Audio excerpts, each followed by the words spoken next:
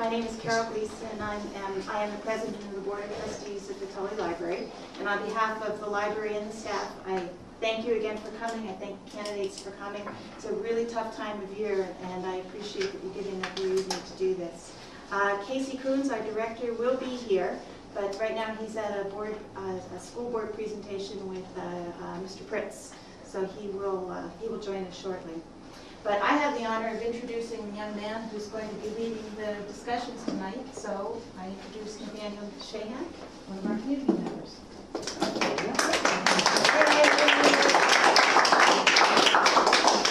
Hi everybody, I'm Nathaniel Shahan. I graduated from Tully High School last summer, around this time. In our community, I was very actively involved in our community theater, and I was a Eagle Scout in our local Boy Scout troop. I just finished my freshman year at Kenyon College in Ohio, where I'm a prospective double major in economics and political science. And this summer I will be entering Senator Chuck Schumer's office in Syracuse. And tonight I will be moderating this get-together between our three school board candidates. First, I'm going to ask each candidate to introduce themselves. I'm just going to walk through a little schedule for this evening. First, ask each candidate to introduce themselves, then move on to some questions posted either by email or at our front desk in the library by community members. And each school board candidate will have a chance to answer each one of these questions.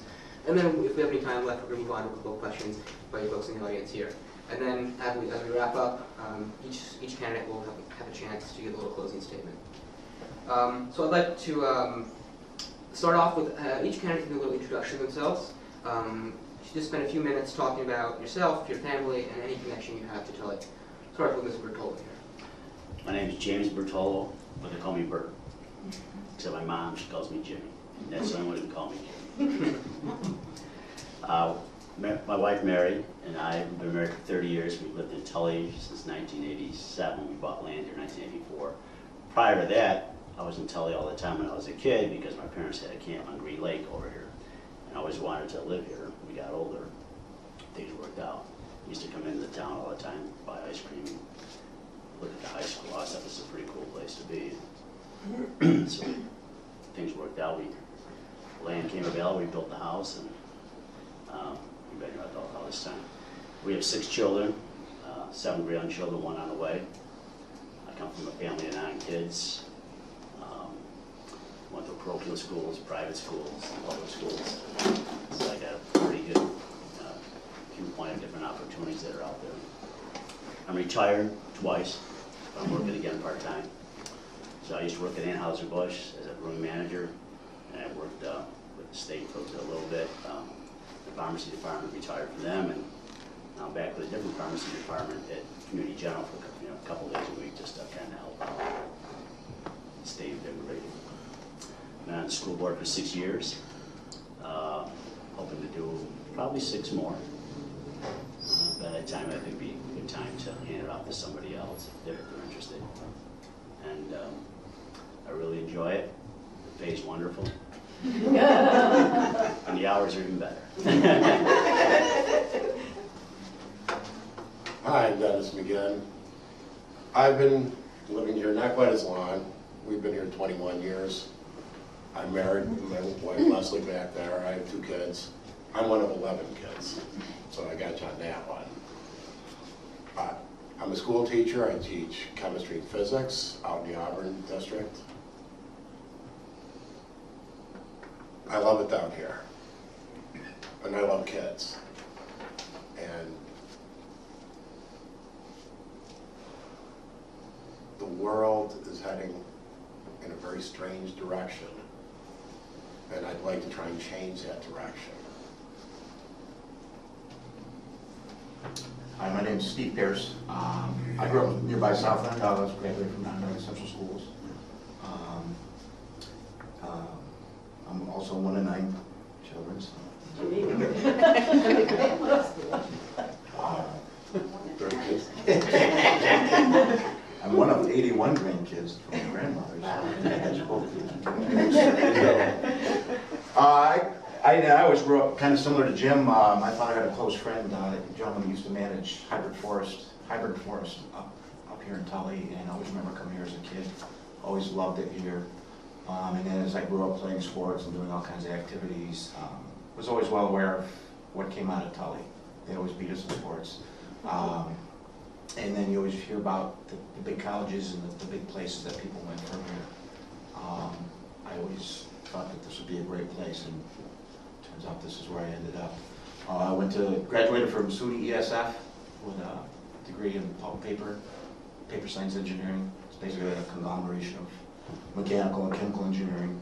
I worked in the paper industry for about 7 years for different companies that, as we see the need for paper drop, that industry kind of is not as flourishing as it once was. So had an opportunity now to work for O'Brien & Gear. I'm a project manager with O'Brien & Gear. I'm working for the last almost 3 years up for Honeywell on the Dog Lake project. Currently I have 4 children, 3 of them in the elementary school. 1 will be there in a couple of years. I'm currently the vice president of the PTO at the elementary school.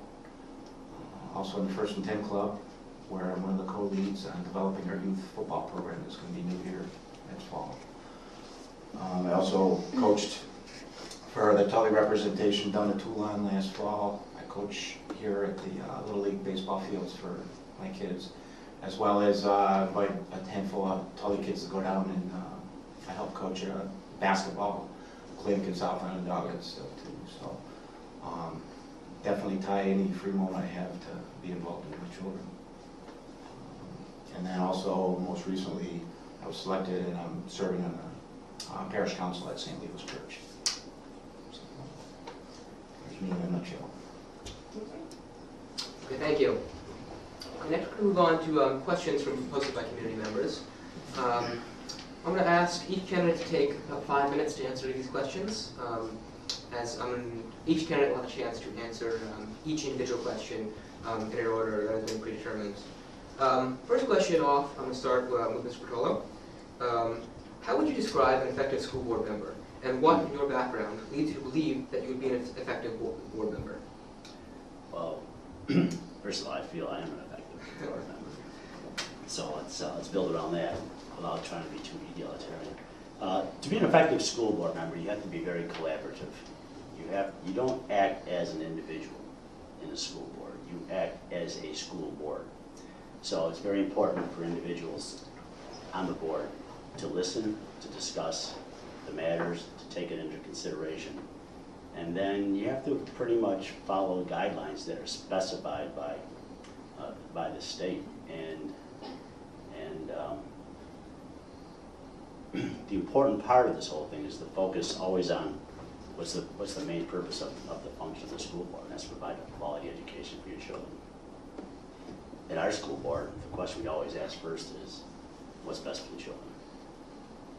So to become an effective school board member, you have to be a collaborative, informed, cooperative individual with the best interests of the children at hand all the time. Perfect. Mr. McGinn, would you like to answer the same question? Sure. Just going to repeat, all candidates have the questions in front of them, but I'm just going to repeat this for the benefit of the audience. How would you describe an effective school board member, and what in your background leads you to believe that you would be an effective board member? Well, I think it's important to keep the focus on what the task is at hand.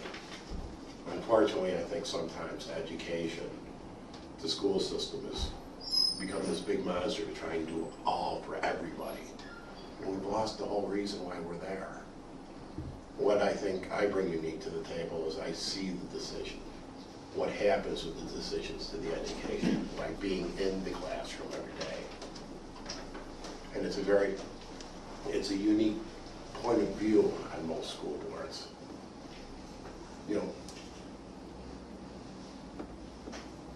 people think they know what's happening in the school because they see it in the papers, they read it in, they see it on the news, but it's not that simple.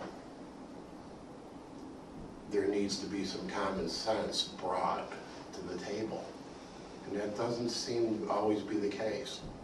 God bless everybody that runs on a school board. I'd like to thank you and everybody else that does it. But sometimes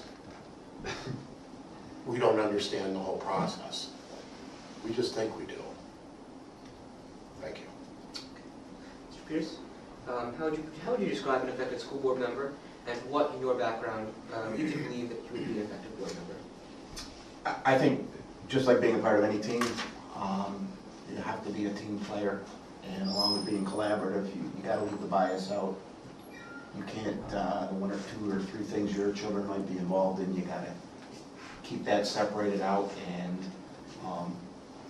do what the best we can, the most we can for as many people as we can. I remember my father was on the school board at my school for 20-some years, and of all the things, we always were involved in everything. If there was one thing that we really weren't too involved with, it was art. But I remember the day he stood up, and when the art teacher was requesting some extra textbooks of some sort or something, and my father, of all people, really stood up and really backed her up. So always still remember that day and realize how important that is. There's many aspects of being a team player. That's what I do throughout my life, between coaching and being involved in project teams, the leading project teams where I work. So. Thank you. Okay, our second question, and we're going to start with Mr. McGinn for this one, is specifically, why are you running? The person who posed this question believes that everyone has a specific reason deep down, such as wanting more sports or more ag programs or more arts programs, or they don't like how the way the budget has developed in the last couple of years. If you could point to a specific thing that led you to run, what would that be? Well, I guess the two words would be the state. That there are too many corporate influences and political influences affecting the education of our children. And it's either you put up with it or you want to fight back. And the children are worth it. We need to keep the focus, not for somebody's bottom line, but for the education of our kids and our future. If we don't keep our focus, we're going to lose the whole battle. Thank you. Mr. Pearce, specifically, why are you running? First, one major thing is it's in my family. I grew up knowing nothing less than my parents volunteering endless hours and pretty much everything that we were ever involved in. And then, we talk about sports and ag programs and whether we should take them on or take them off. And you look at the school's budget, and around 2% supports sports. It's a very small percentage that these little programs consume. And again, when you're out there and you're questioning parents and students, what can we provide here? I think the more you can provide to more people, more students, the better off. Mr. Cortello, specifically, what influences you? Well, I want to continue the work that we pushed forward for the last 6 years. And to Mr. McGinn's point, we have to do this in spite of the state. We have a limited budget, what we can and can't do, but we have growing obligations that eat into whatever extra money we did have at one point or not. So we have to figure out how to do this in spite of what the state does, in spite of what the federal government does. It's really important to address every single child's needs individually. I read a great statement once that said the best way to discriminate about anyone is to treat them all the same. If you teach everybody exactly the same way, you offer the exact same programs to everybody, that individual is not going to meet their maturation or their greatest potential. You have to look at each individual. So to try to continue to offer opportunities for the kids is probably the best thing we have, in our school district. We have an 80% participation rate outside of the regular classroom in the school. That's phenomenal. If you had a chance to be here last night, the place was full of students, not only playing, but participating one way or another. When you see the kids, they recognize you, they say hello to you, even perfect strangers asking if can I help you? I want to continue that. I want to keep the kids positive. I want want to keep them focused and see if there's opportunities outside here. Because there are, and we see kids that leave here and do extremely well. I just mentioned it to Daniel about his sister, little podunk community, town. His sister's in Oxford, England. I mean, how phenomenal is that? And it's not just, you know, Lydia. Mr. Steiger's son's in the Middle Atlantic Ocean, you know, on a maritime ship, and we have kids that are all over the world. So we set a great foundation here for kids. We just want to continue that.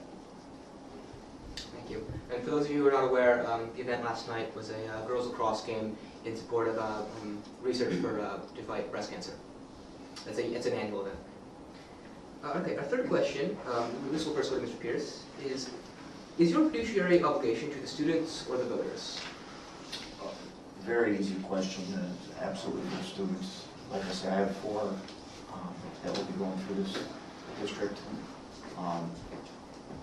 I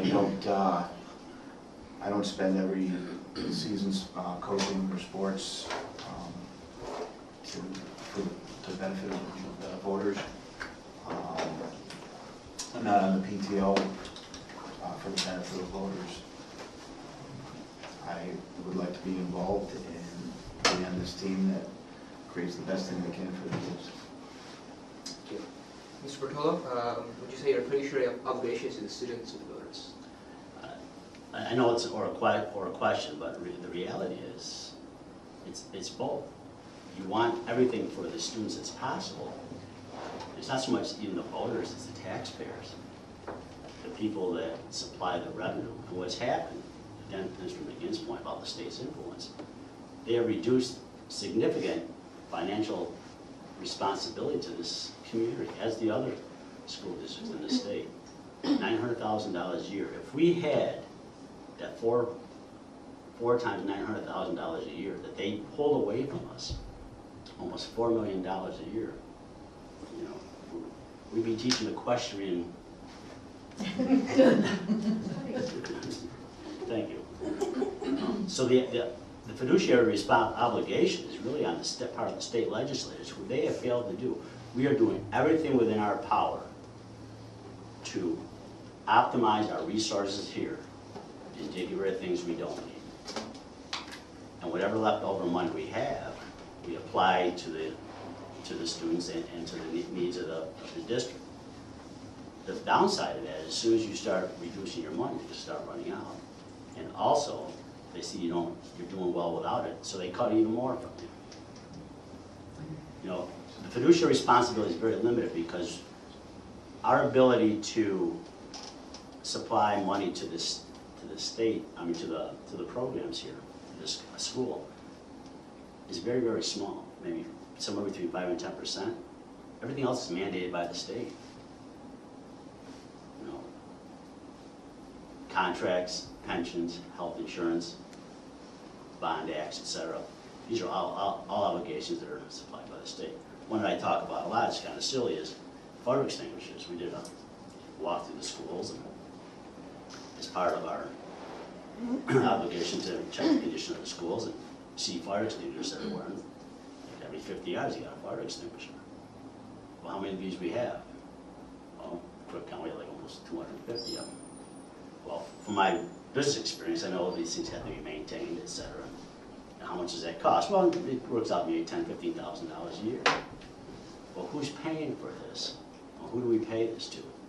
And more importantly, do we ever use a fire extinguisher? So we said, well, we got a fire extinguishers. But here's the kicker. Our insurance carrier here says, if there's a fire, get out.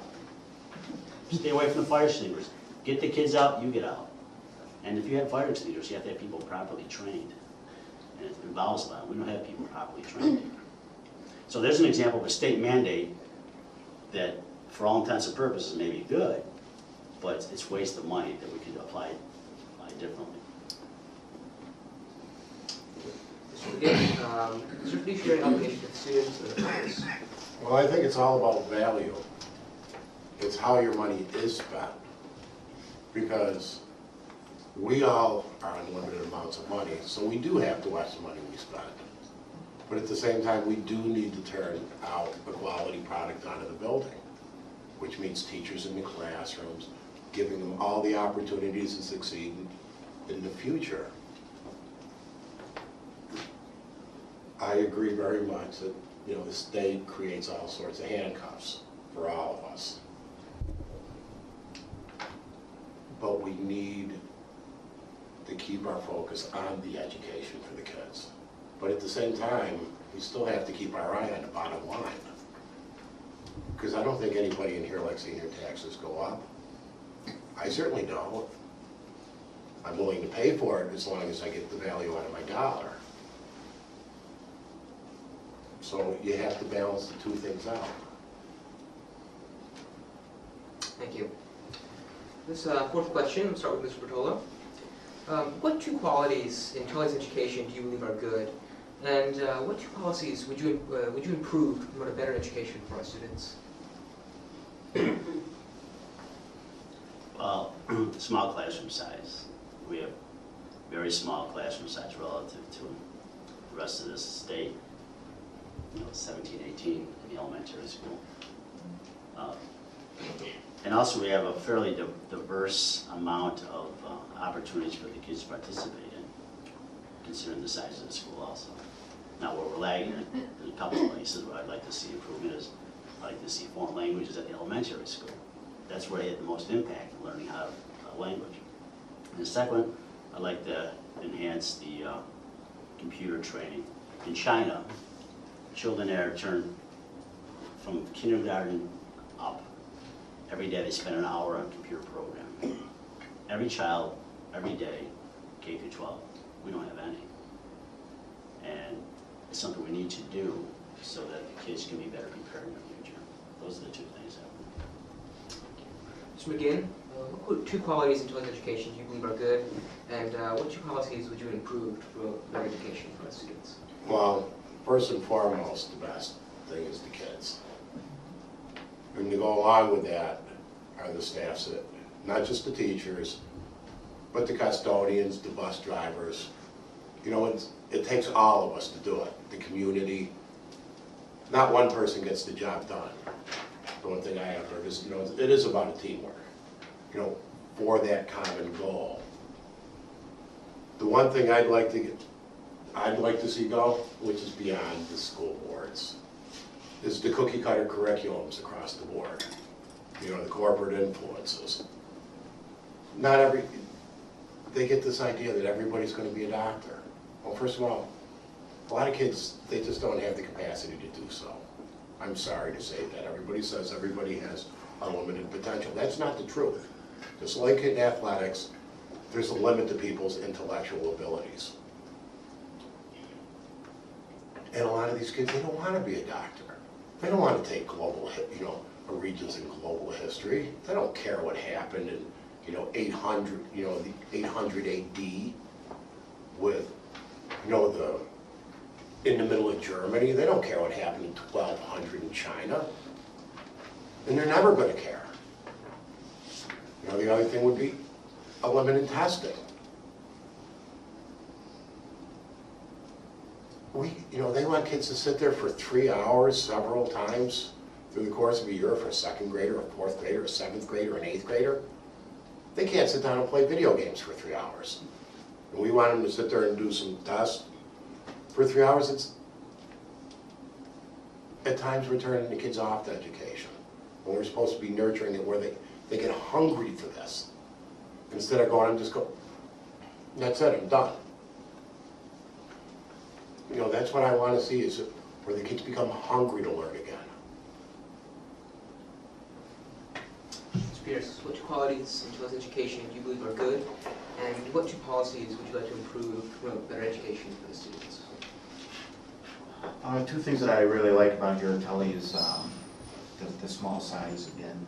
This is something you really select when you pick where you want to raise your children. It's certainly something that my children's mother and I really wanted to select. We looked at schools around this size, and what's nice about it is most kids can get exposure to almost anything they want. You go to some of these bigger schools, you're going to have to kind of pick something and get in that groove and go with it. If you're going to be the gymnastics team, you're gonna dedicate quite a bit of your life. You're gonna have to be the top of your game, top of it all, to stay in that program. We're here, kids can play multiple sports, be in the band, be in the drama class, and drama club, and this and that, so that's huge to me. I also, getting to know these teachers that are at this school is, I've been very impressed. I have a daughter, my oldest daughter, who's a little bit introverted, maybe not the most academically sound. She's still only 4th grader, but the way she was from September to this time of year right now, the swagger that she has, the outstanding grades she's getting, and the confidence, and quite an attribute to the teachers. I too would like to see more computer-based education. There is an IT program apparently that is going to be picked up next year, computer club or an IT club. Don't know how far out that'll stretch down into the elementary, but I think it's a nice step in the right direction.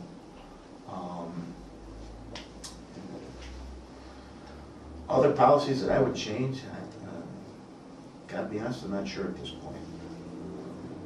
I'm not afraid to admit there's still a lot more for me to learn here. Thank you.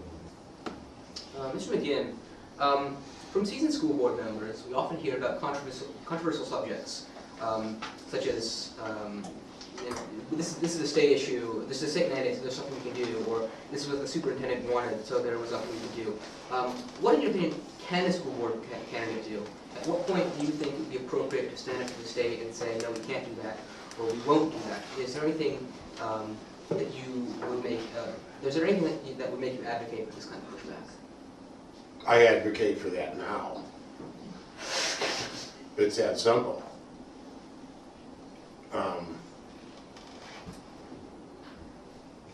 I don't think our state elected officials has our interests at heart. They have their own.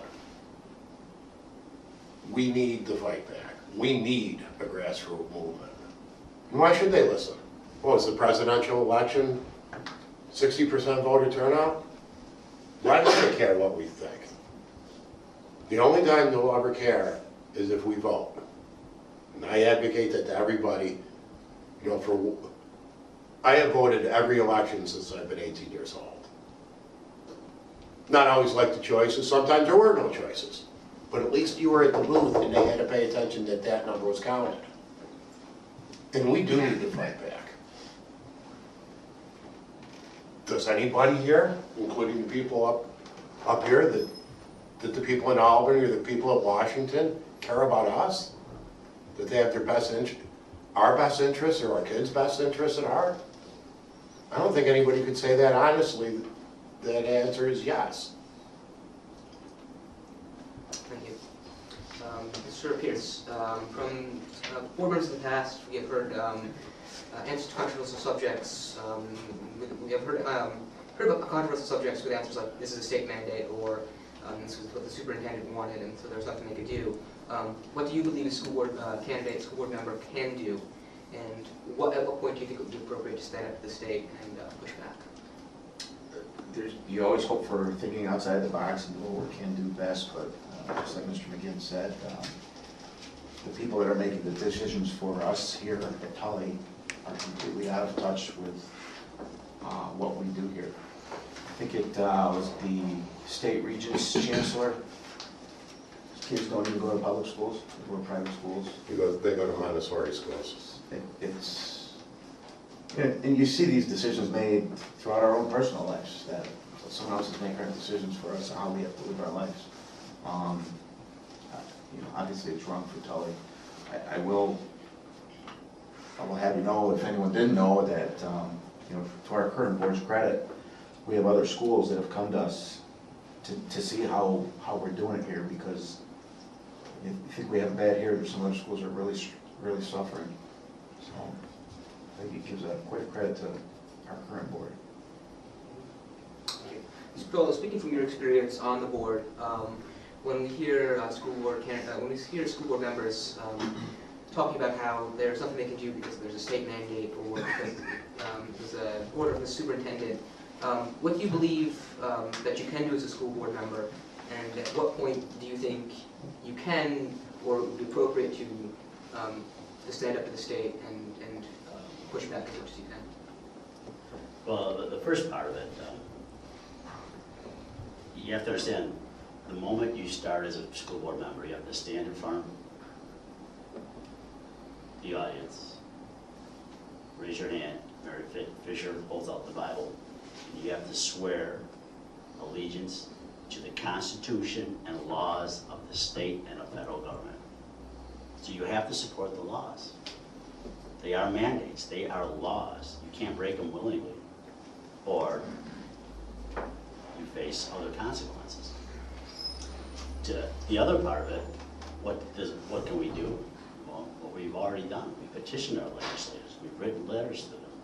We've gone to their offices. We met with legislative bodies, all school districts, and told them of our situations. And they closed the door on us. Mr. McGinn's right. The only way to change it is to change it who our legislators are. But you just can't stop there. Knowing that, we figured out other ways how to better utilize the money and save money so we can apply it appropriately. That's what we can do. Thank you. Starting with Mr. Pearce, will you attend performances or shows or games by Tully students? And do you think it is important for school board members to attend the programs that their students participate in while or not? I have to believe for a long time I'll be attending quite a few.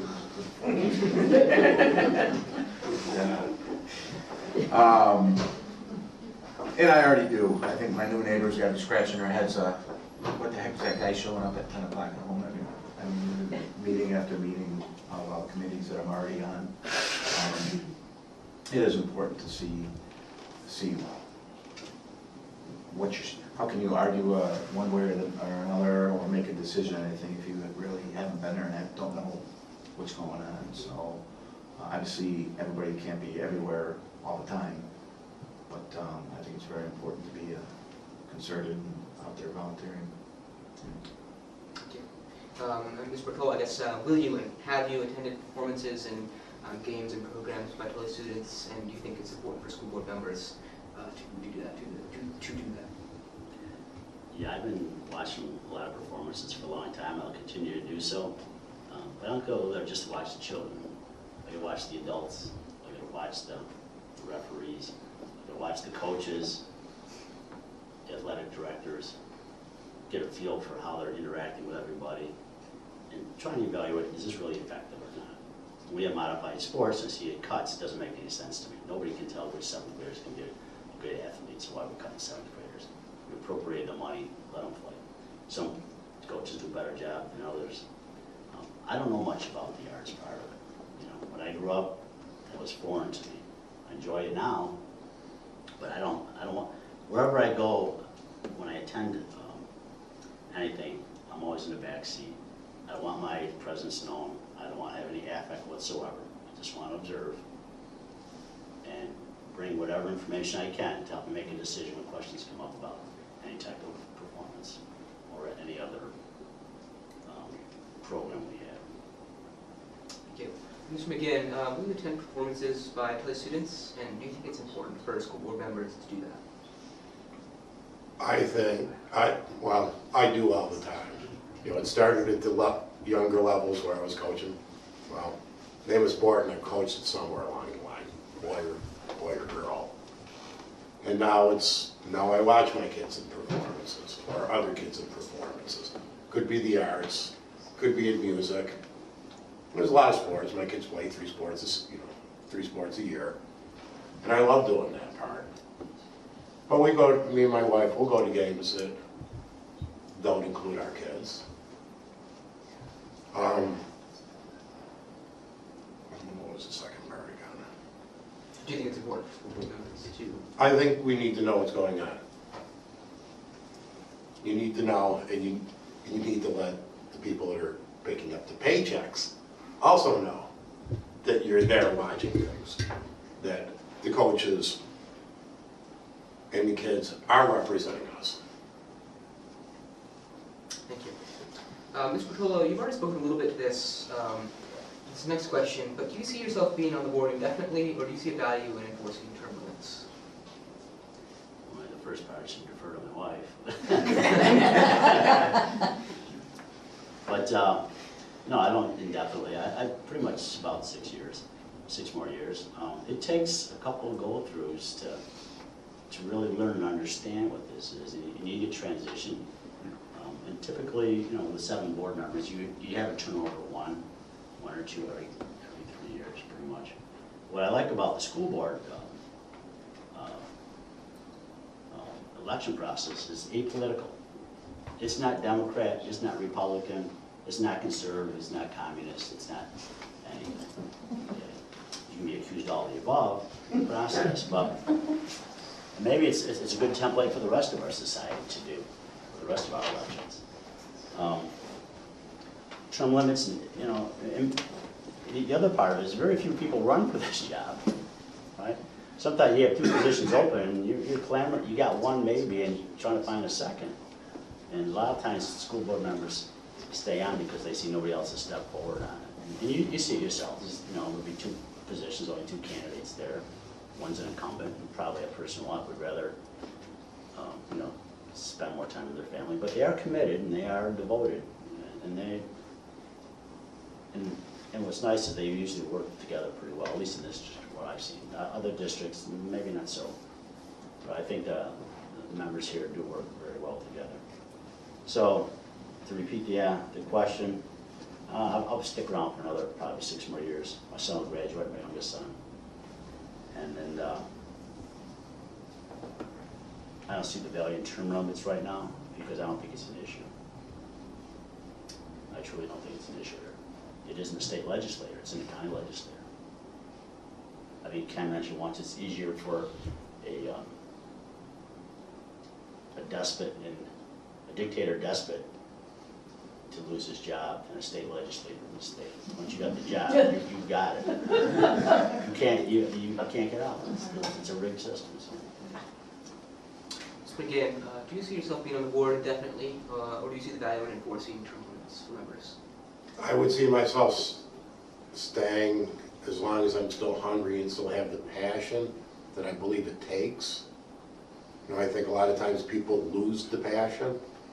Most people, even in politics, I think a lot of people start with the right ideas and do things for the right reasons, but they lose it somewhere along the line. And when I thought I'd lose the passion, it would be the time for me to hand in my resignation. When I stopped worrying about what's happening to the kids, how we're educating those kids. Term limits, well, I agree with you. It's not as important, I don't think, with the Board of Education as it is with, you know, there's people that have been in Congress for 50 years. Are you kidding me? Yes, they have. Or longer. I mean, people at post-World War II. They're 90. You know, what are they doing? What I'd like to see is how many of those elected officials would still do it if they got paid as much as you have for the last 6 years. Well, there's that slush fund we had. Yeah. So they give you a slushy once a year, huh? It's well documented. Ms. Pearce, do you see yourself being on the board indefinitely, and or do you see the value in enforcing? I hate to talk too much about it without even having been elected yet. I'd like to take one step at a time. But yeah, you know, going along with the term limits, they are important anywhere. Should I be elected, I'll serve as long as people see me fit, and as long as I still have a role and can be effective. I've got a long game ahead of me with the 4 still being very young, so elected to the board or not, I'll be volunteering everywhere I can regardless. So. Thank you. At this point, we'd like to open up to the floor for community members to ask any questions they would like We'd like if you could please direct your questions to all three candidates so as not to give one more speaking time over any of the others.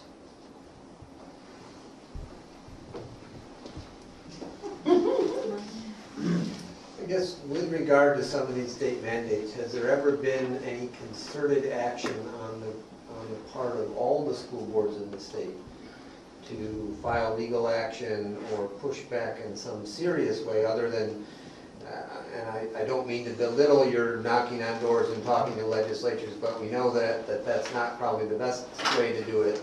Has there been any attempt to get together with other school boards and as a group bring some sort of concerted legal action or other action to force the state to fund mandates, or to say, for example, challenge the 2% tax cap as an unconstitutional usurpation of power by the state government over a sovereign political subdivision in the form of a school board? Well, And I realize I'm kind of directing that to you, Jim, more than the other two. Sure, but I'll I'd take- also like to know both Yeah. if there has been one and if that's something that people will I'll take or support. leave of that. The state has many lobbies advocating whatever need they're purporting. And the school boards do too. We have a New York State School Board Association. It's in Albany. We spend money on it. They represent all our needs collectively. They go to the legislators. They go to the education department and present what our needs are. And they're pretty adamant about, what we have. And we have some very powerful and outspoken individuals who are involved in it, and attorneys with it. But we don't pay the legislators with donations, unlike somebody else who's advocating maybe fracking in the state. So who are they going to respond to? Just as an example. I'd like to split the state in half. Let downstate take care of itself, let upstate take care of ourselves. Totally different types of, the question is, is there one type of program best for all schools? No, it isn't even better for the state. New York City as an entity in of itself should be independent of the rest of the state. It's strangling upstate New York. This is the greatest state in the greatest country in the United States, but since 1950, the population has only gone from 17 million to 18 million. The rest of the world has gone from 1 billion to 6 billion. Sixfold, our state has gone flat, if not dropped. If you look at upstate, we've dropped probably 1 million people. New York City has gone up some, but overall it's maintained its overall population. Why is that? Why is that?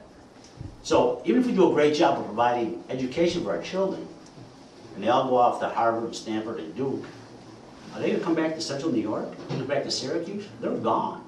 Because the state's not providing what they need to do, which is opportunities for them to come back to have great jobs and have families here. So this is a two-part. I went off on a tangent with that, but the importance of it is, even if we do provide the greatest education possible, I'm going to push back on the state again for not doing their job. They can point their fingers, that's all they want, and say, are we not doing the proper thing here? But even if we do, what's the state going to do to provide for that for the children once they leave here? Because my kids are leaving, or have already gone.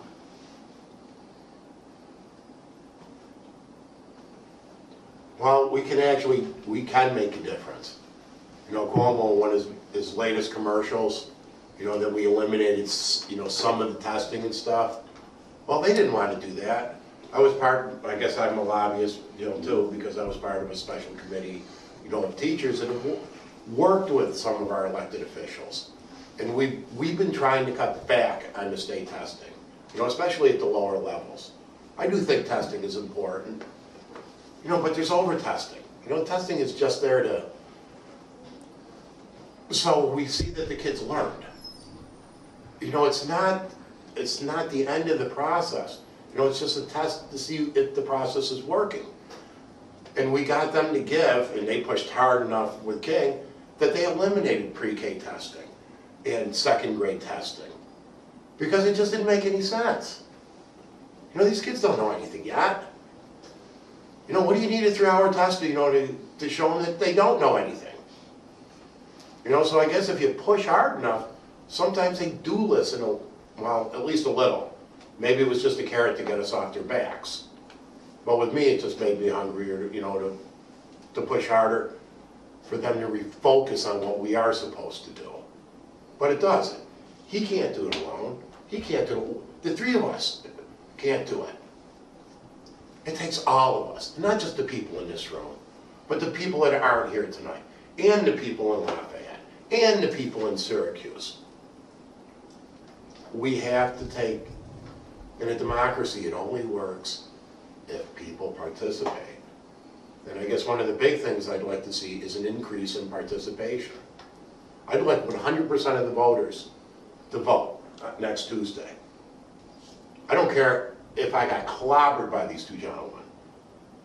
But if we show that we care and that we are willing to go to the voting booth, then I think we can still cure the issues. Because I'm damn proud to be an American too. And anybody other than like it, get the heck out.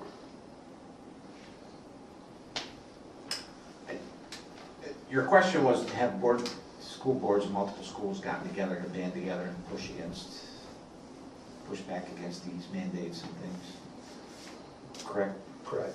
And I honestly not sure. I know I traveled with Mr. Steiger and some of the other board members and Mr. Pearce to talk to some of the assemblymen, like you said. It may have been futile, but the effort was there. But as far as school boards banding together, I don't know the answer. Sounds like a great idea. I guess if I could ask one follow-up question, what would you say if a group of parents started a grassroots movement to keep all of their kids home on test day? And how would that affect? That is your prerogative. So how would that affect the school? How would it affect the school? Well, when they passed this legislation initially for obligations, I don't think they thought that part through. And there are people that have not sent their children to school. It's their prerogative at this point. If your best students stay at home, which is probably more likely the situation, then your overall test scores are going to drop. They evaluate you on the test scores. If you call it a school in need, and they come in, they fire all the teachers and fire all the principals, so that they put them on probationary system. I think if people keep complaining about it, and rightly so, because the purpose of the testing is to demonstrate mastery to the teacher so the child can go on to the next step. Mandatory testing in April doesn't make any sense. If we have a 10-month school year, we're going to June. Why are we stopping in April? If they think we can get done in April, all the work necessary to pass these tests in April, why are we going to school May and June? So we ask the question, why we don't take the test in June? Like Regents tests were, city diocesan tests were taken like that way. It's because they can't process them in time for the following year. Well, what the heck does that mean? I've taken tests that you get the results immediately and they go into a board. It's just, none of this makes any sense. To push back on the situation, the best thing is for people to keep doing what they're doing, which is to make their voice heard, constantly contact the legislators about this, and more importantly, is to advocate for your own child, their education. They have to be educated in spite of what the state is requiring to do. So much time is spent on these tests for these kids. It's detracting from the actual education process itself. It's also making a bunch of nervous little wrecks. And it's detrimental. There's a lot of children that are, and you probably have, there are parents here and probably teachers here that could attest to it. And how it's presented to them is debilitative, for their psyche and for the education process itself. I'd like to jump in here on this. I don't always see this the same way as a lot of other people. And I'm not an educator. I grew up in a family. My father taught for right around 20 years. I have 3 brothers who teach. I have 5 siblings whose spouses are teachers. So guess what we talk about at family get-togethers? And you don't hear a whole lot of negativity from them. They're kind of people that just grab and go with it and do the best they can with it. But I can also speak from the standpoint of my daughter in 4th grade, which is considered to be one of the major steps. I think it was 4th grade, 5th grade, and there was one other grade. And I'm bad-mouthing my daughter, but a very introverted, not an outgoing little girl. Tough to get her involved in other things, like, you know, she's kind of settled into Girl Scouts and dance and some things, but I can't speak if it's exactly this process or what she's gained from this year is remarkable. When we talk about the stress that it's putting on these kids, again, I can't speak for the high schoolers. Obviously, my kids aren't in high school yet. We had the teachers here do a parent night. It's outstanding what these teachers do. They even cook dinner for you. And there's parents there that are worried to death about the nervousness and the hype and the stress levels. And I questioned my daughter if she took the English one, the ELA first test, and I said, how'd it go? And she said, oh, pretty good. I think I did well. Were you nervous? No. Did you think you needed a break in the middle for a snack? And she looked at me and laughed. I think there's a lot bigger lessons that these kids are learning, let her just taking a test and put some numbers down. I think they're all going to learn to a certain degree their math and their history. I heard a lot of that gets tweaked too nowadays. That's kind of displeasing, but she's learned a lot of huge lessons that go far beyond just academics. They're life lessons I think they're learning.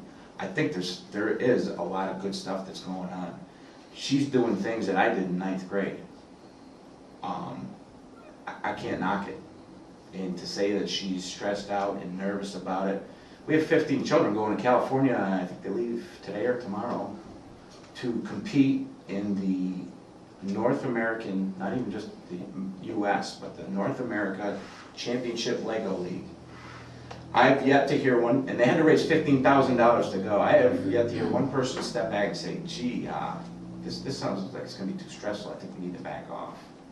I think we have the good teachers and the good parents that know how to manage the stress level and work with the kids. I don't buy into a lot of that, of being so detrimental. I don't want to take up too much time, but let me give you another example. The teacher gave out a test. It was a passage to read, 5 questions. She said, this is an example from a previous test. Go ahead and take it. I'm fumbling through, loaded with facts. I read the questions, maybe that'll guide me. I go back, I'm fumbling through this thing. It's tough. And she even warned us, they try to trick you.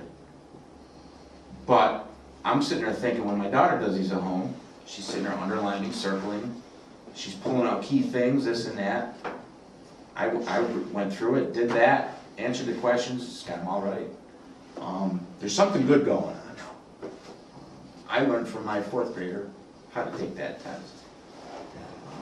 I'm not saying everything's going perfectly. Like I said, I'm not an educator.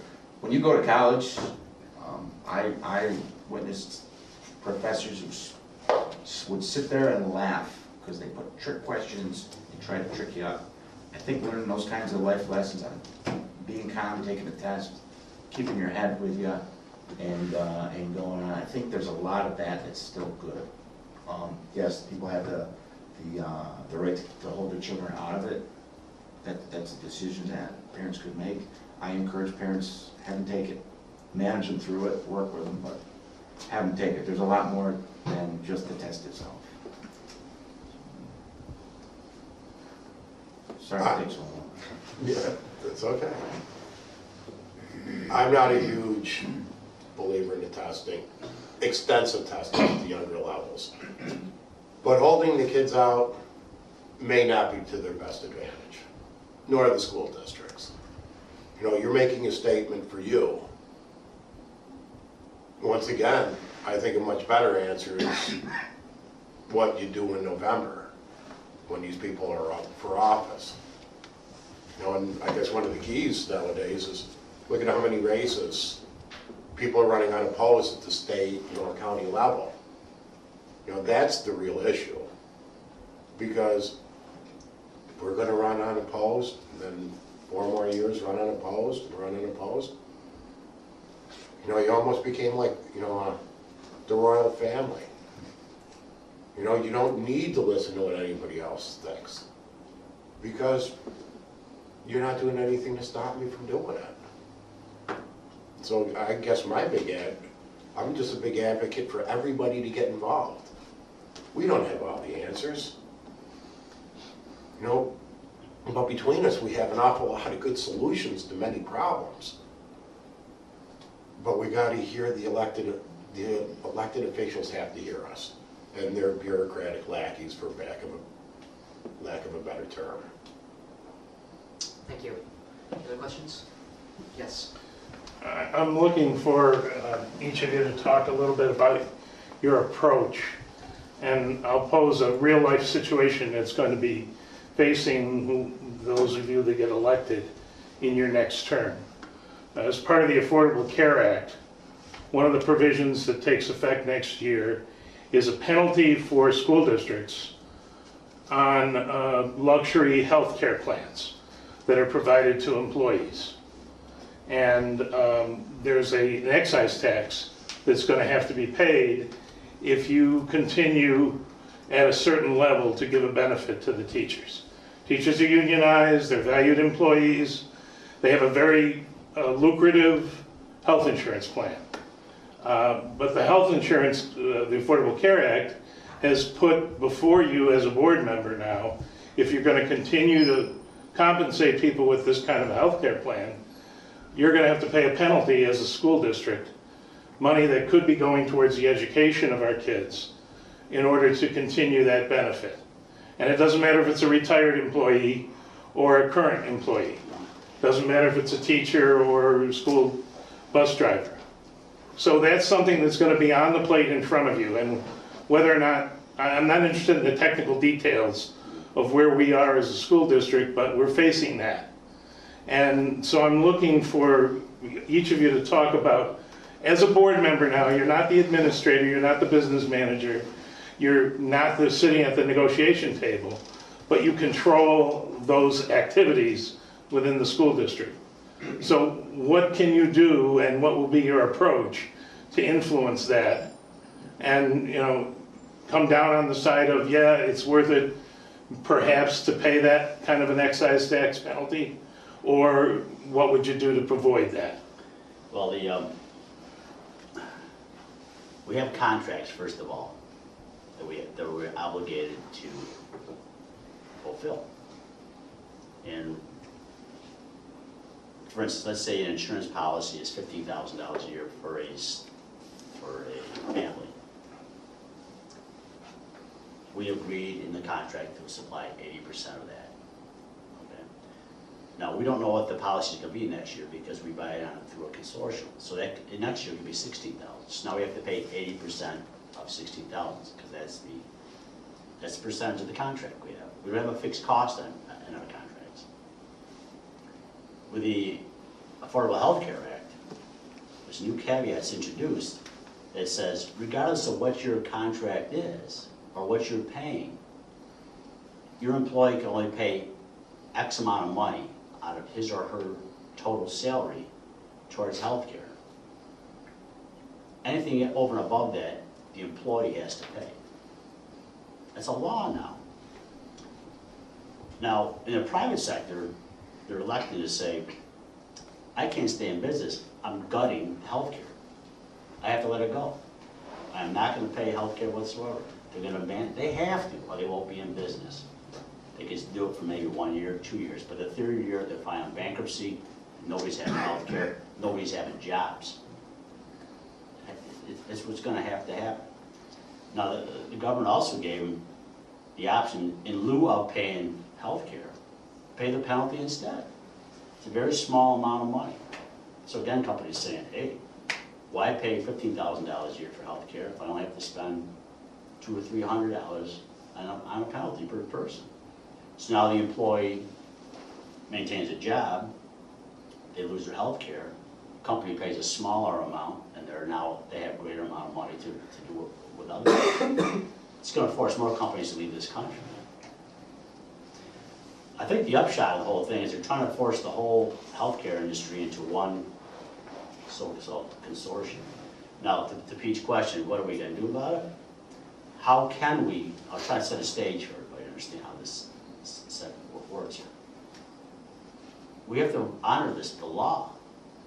We brought this up a couple months ago in our board meeting to figure out what we're gonna do and what are our obligations. We still don't know, even while some people in the private sector still don't know. But here we're torn between a contract, which is legal and binding, and the state law, which may in some cases be in contrast to each other. So we have to figure it out. If the obligations stick by the law, and we have to maintain those increased costs, and then the state says you can't increase your taxes any more than you already have. Even if we agreed to increase the tax, everybody voted for it, the following year the state would penalize you, they'd cut back on the state end of it. So you could raise your property taxes locally, but they would see, okay, you did that, but now because you did that, we're gonna cut back on the amount of state funding we're gonna have. They put us in an impossible situation. I don't know who anybody can resolve this. I think there's some minds at work in Albany who designed this to have. I don't know what they're trying to do. I truly don't. So we have to meet the obligations. We don't know what the future interpretations of this is going to be, but we are aware of it, and we're trying to figure out what we have to do in order to meet those costs. But we don't have a lot of wiggle room. Well, when it comes to the Affordable Care Act, I don't think anybody knows where anything is, including the people who wrote it. Is it 5,000 pages or 15,000 pages or something? You know, Great Britain has socialized medicine. Their entire healthcare law is 26 pages, where ours is thousands of pages. I don't think anybody knows where this is going. You know, it's going to be in the courts.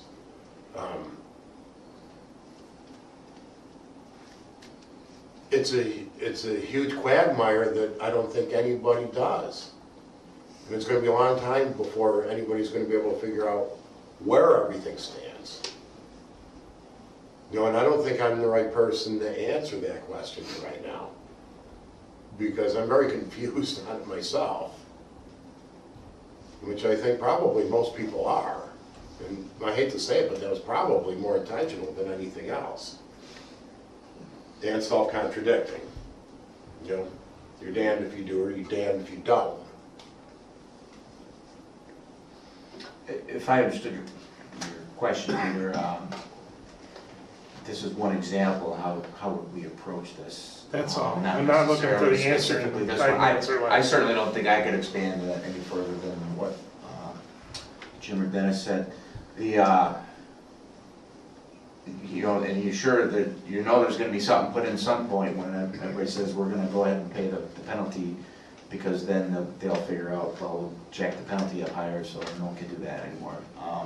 But I think in anything confronted like this, you have to, you know, bring the team together. You need to get all the financial layout of all the different scenarios, and like Jim said, get the contracts together. And what can you do? What can't you do? What's the best option? I would bet a year or two down the road, whatever you think you got it figured out, they're going to zing you with something else. So lay it out again. Any further questions? If there's no further questions, I'd like to ask each candidate if they would like to speak for a couple minutes with a brief closing statement, and you can summarize your platform or elaborate on something you've already talked about. If you'd like to start at the end, Mr. Pearce. Sure. Before I say too much, I want to thank Casey and the library board. I've gotten to know Jim over the years and Dennis more recently, just a little bit, but I think not one of us is the type to stand up and get in people's faces and brag about ourselves. So you're doing a nice service for the people here, as well as a nice service for us to get up here and speak for ourselves. I just want to. I'm not the preaching fire and brimstone, and I'm going to turn things upside down, and I'm going to change this whole school around. I moved to Tully because I liked everything about Tully that I've ever learned about it. So I've got a long journey ahead, and this is what Pearces do. We jump in and do everything we can. If it's not going to be the school board, if that's what the people decide, you'll see me somewhere. So, that's about it. Thank you. Well, I'd like to thank everybody for coming. I'd like to thank the library for inviting us. The reason I'm running is because I want people to see the point of view from what's happening on the inside. I think it's a lost art. I have nothing but the utmost appreciation for anybody that does the job. It's a very tough job for, well, not a very big paycheck, right? You know, people do it because they do care. It's not because you're going to become the next county or state assemblyman. So it is because you care about your community. But I think I bring a little bit of a different viewpoint on what's needed for the education of the children. You know, people come up with wild ideas because the research says so. Well, the research never did, you know, was never really done. You know, the Common Core, well, it was a big grassroots movement. No, it wasn't. It was a few large corporations, you know, that made it sound like it was. And I just want to bring back that we focus on the education of the children. Thank you. Again, thanks for attending. Just 2 points I'd like to ask of you. Number one, please support the budget that we presented. It's very, very important. And if you would, ask your friends and neighbors to do also. And secondly, whoever's on the school board, we need help. We need continual participation by everybody in this community. We are a community-based school. Everything happens in and around this school district. And the more hands we have in helping our kids, the better the school district's going to be. So it doesn't end when you cast a vote. And I think that's part of the success we have in the school, because we have so many people that participate that are outside of the direct employment of the school district. So please vote for the budget, and please continue to help. Thank you. Thank you. Thank you to all the candidates for coming and speaking tonight. And thank you to all the community members who came out to listen to what they had to say. And don't forget to vote.